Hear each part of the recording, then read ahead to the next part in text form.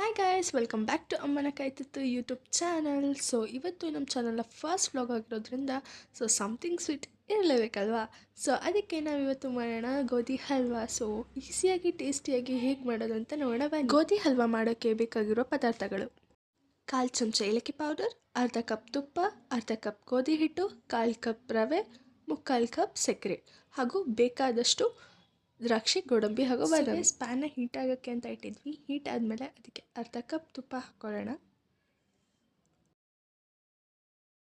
ತುಪ್ಪ ಬಿಸಿ ಆದ ಮೇಲೆ ಬೇಕಾಗಿರುವಷ್ಟು ದ್ರಾಕ್ಷಿ, ಗೋಡಂಬಿ ಹಾಗೂ ಬಾದಾಮಿನ ತುಪ್ಪದಲ್ಲಿ ಹುರಿದಿಟ್ಕೊಳ್ಳೋಣ. ಸೊ ಗೈಸ್, ತುಪ್ಪದಲ್ಲಿ ಹುರಿದಿರುವ ದ್ರಾಕ್ಷಿ, ಗೋಡಂಬಿ ಹಾಗೂ ಬಾದಾಮಿ ರೆಡ್ಡಿಶ್ ಕಲರ್ ಆದಮೇಲೆ ಒಂದು ಬೌಲ್ಗೆ ಎತ್ತಿಟ್ಕೊಳ್ಳೋಣ.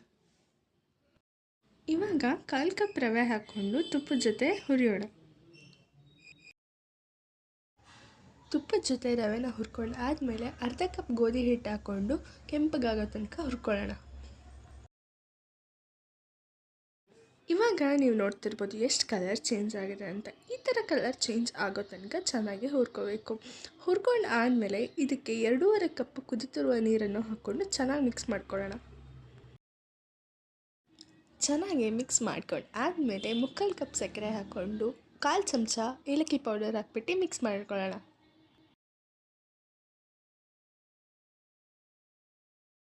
ಸೊ ಇವಾಗ ನೀವು ನೋಡ್ತಿರ್ಬೋದು ಎಷ್ಟು ಕಲರ್ ಚೇಂಜ್ ಆಗಿದೆ ಅಂತ. ಸೊ ಈ ಥರ ಕಲರ್ ಚೇಂಜ್ ಆಗೋ ತನಕ ನಾವು ಮಿಕ್ಸ್ ಮಾಡ್ಕೋಬೇಕು. ಮಿಕ್ಸ್ ಆದಮೇಲೆ 2 ನಿಮಿಷ ಪ್ಯಾನ್ನ ಮುಚ್ಚೋಣ. ಸೊ ಇವಾಗ ತಿನ್ನಲು ಸವಿಯಲು ಸಿದ್ಧ ನಮ್ಮ ಗೋಧಿ ಹಲ್ವಾ. ಸೊ ಅದನ್ನು ಸರ್ವ್ ಮಾಡೋಣ ತುಪ್ಪದಲ್ಲಿ ಹುರ್ಕೊಂಡಿರುವ ದ್ರಾಕ್ಷಿ, ಗೋಡಂಬಿ ಹಾಗೂ ಬಾದಾಮಿ ಜೊತೆ.